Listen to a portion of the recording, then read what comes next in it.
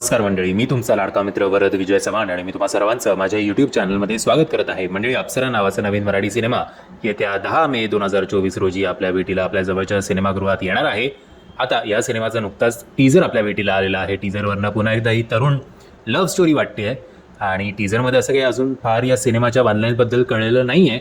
But कुठेतरी सिनेमाचं जेव्हा फर्स्ट हाफ मतलब या टीझरच्या जेव्हा फर्स्ट हाफ आपल्यासमोर असतो तेव्हा एक मुलगा बहुतेक त्याच्या इमॅजिनेशनमध्ये असणाऱ्या त्याचं प्रियसीचं चित्र रंगवताना दिसतो.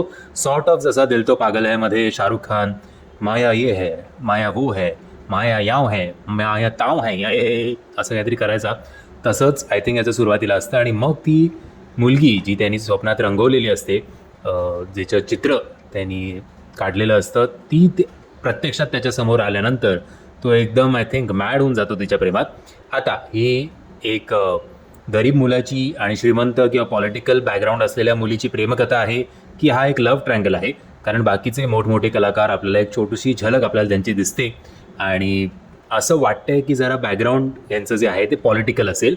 सो कदाचित गरीब घरचं मूल आणि श्रीमंत आणि पॉलिटिक्स बॅकग्राऊंड असलेली एक मुलगी, त्यांची प्रेमकथा. कारण शेवटी तो असं फुल फ्रस्ट्रेशनमध्ये ए भाई असं काहीतरी वाटलं, त्यामुळे नंतर मारबीर पण हा खात असावा आणि त्यांच्यातनं यांचं प्रेम कसं सक्सेसफुल होणार याच्या अवतीभोवती हा अख्खा सिनेमा दिसतोय.